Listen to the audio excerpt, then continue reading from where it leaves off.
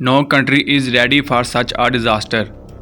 कोई भी मुल्क पाकिस्तान के साथ जंग शुरू करने के बाद जो तबाही उसके अपने मुल्क में होगी, वो मुल्क वो तबाही कभी भी फेस नहीं करना चाहेगा। ये कहना है उस अजीम लीडर का। मेरे घर आओगे, उसको नुकसान पहुंचाओगे तो कभी वापस नहीं जा पाओगे। उंगली उठाओगे तो बाजू तोड़ देंगे, ईंट का जवाब पत्थर से देंगे। दोस्तों, ये एक दोस्त या एक ग्रुप या किसी दूसरे ग्रुप को नहीं कह रहा, ये एक अजीम मुल्क का अजीम लीडर अपने खिलाफ सर उठाने वाली ताकतों को फेस टू फेस कह रहा है। जी दोस्तों, मैं बात कर रहा हूँ जनरल परवेज़ मुशर्रफ की, जिसने कई जंगें लड़ी और आज भी वो अजीम इंसान जंग के नाम से कभी नहीं डरा। वो अजीम इंसान जो कारगिल जंग के दौरान इंडिया के बड़े बड़े पहाड़ों पर अपने कदम रख चुका है।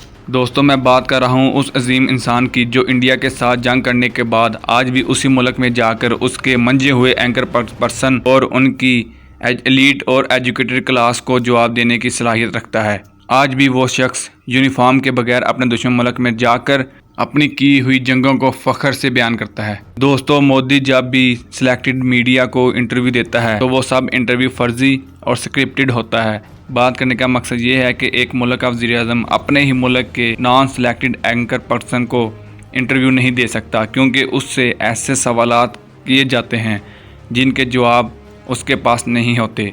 लेकिन वो शख्स जो दुश्मन के मुल्क में जाकर उसके मीडिया और उनकी अवाम को ना कि सिर्फ जवाब देता है बल्कि उनको खामोश भी करवा देता है। एक इंटरव्यू में अमेरिका के एंकर पर्सन की तरफ से उसामा की मौजूदगी का बोला गया और कहा गया कि ISI सो रही थी, जबकि परवेज़ मुशर्रफ का कहना था कि 9/11 में 3 कमर्शियल प्लेन हाईजैक हुए और 9/11 जैसा हादसा हुआ जिसमें हज़ारों लोग लुकमा अजल बने, जिससे ये साबित होता है कि CIA 3 बार सोई रही, जबकि पाकिस्तानी ISI तो सिर्फ 1 बार सोई। दोस्तों, उसामा की मौजूदगी से आप सब वाकिफ़ हैं, इसलिए मैं ज़्यादा इसकी डिटेल में नहीं जाऊंगा, क्योंकि आज हमारा मौजू सिर्फ जनरल परवेज़ मुशर्रफ हैं। ये था वो बहादुर सिपाही जिसने अपनी सारी ज़िंदगी आर्मी और पाक फ़ौज के नाम कर दी। हक और सच की बात कहने से कभी नहीं डरा।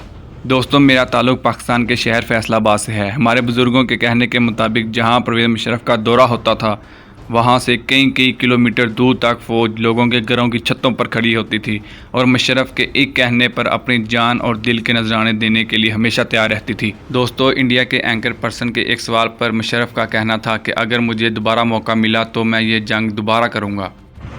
वीडियो अच्छी लगे तो ज़रूर लाइक, शेयर और सब्सक्राइब करें। अल्लाह हाफिज़।